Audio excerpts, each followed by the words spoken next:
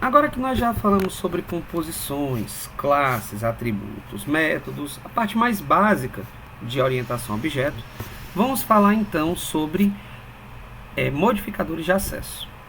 Modificadores de acesso vão servir para nós liberarmos ou restringirmos o acesso de acordo com alguns critérios. Os principais são a própria classe, classes herdeiras e classes externas. Classes externas é qualquer classe ou qualquer arquivo que não seja nem herdeiro e nem seja a própria classe. O modificador de acesso público, que é o que nós viemos utilizando até o presente momento, ele dá acesso a tudo. Por isso que nesse arquivo app.cpp eu não consigo ter nenhum tipo de restrição, já que todos os atributos da minha classe são públicos. Não só os atributos, mas como também os métodos, né, que nós definimos aqui o método exibir dados, como também o construtor e por aí vai. Então, a partir do momento que eu modifico esse público, automaticamente todas as informações contidas vão ser restringidas.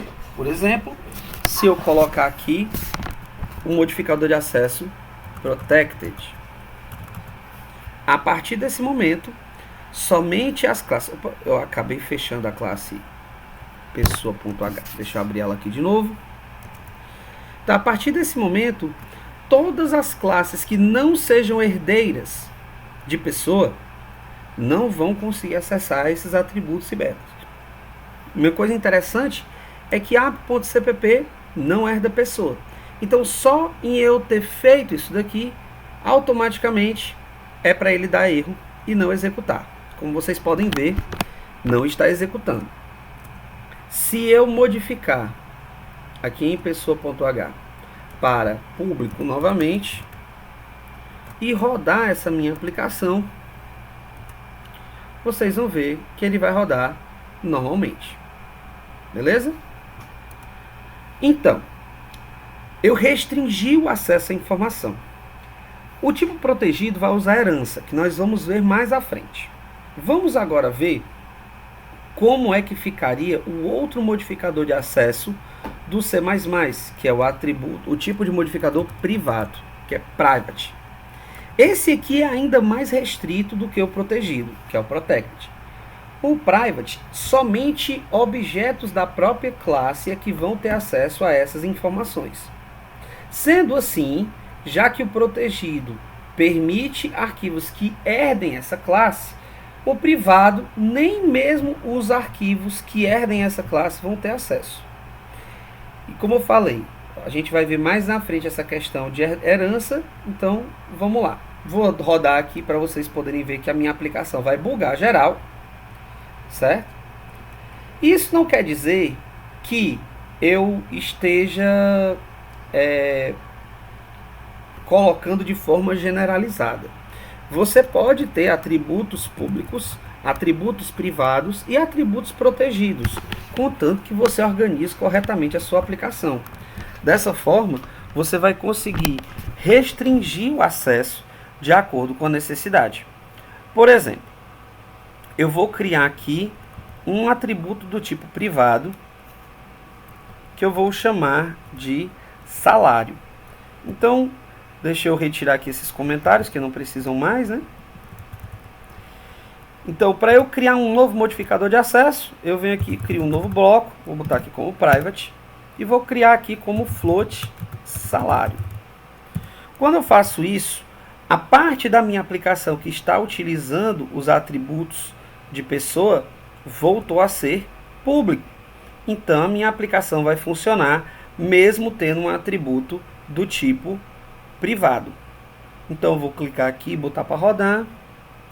Vocês vão ver que ela vai rodar normalmente. Se eu inventar de querer usar o atributo salário, aí, infelizmente, essa informação vai ser restringida. A minha aplicação vai parar. Uma coisa interessante do Eclipse é que vai ter um recursozinho para você poder ter uma ideia de um mapa de atributos e métodos da sua classe. Você pode vir aqui em Window, Show View e você vai procurar aqui a opção Outline. Nisso ele vai te mostrar que tipo de include está sendo feito na classe pessoa, quais os atributos, e quando o atributo é público, ele vai mostrar aqui como verdinho. Aqui são os métodos e os método, construtor e destrutor. E aqui nós temos o único atributo privado que está aqui como vermelho. Deixa eu mudar aqui de salário para o CPF, por exemplo. String std string, vou mudar aqui para CPF. Pronto. Então quando vocês abrirem aqui o Outline, vocês vão ver que ele já mudou automaticamente. Se eu colocar aqui algum como protegido, vou colocar aqui, por exemplo, a idade como um atributo protegido. Pronto. Aqui. E nós formos olhar aqui no Outline, vocês vão ver que enquanto os públicos são verdinhos, o privado está como vermelho e o protegido está como um laranja. Não existe uma regra que diga que você tenha que iniciar primeiro pelos públicos e depois pelos privados e depois pelos protegidos. Não, fica a seu critério.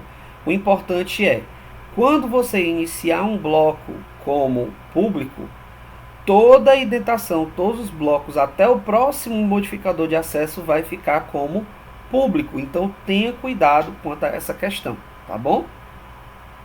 E é basicamente isso, essa parte de modificador de acesso. No próximo vídeo nós vamos falar sobre encapsulamento.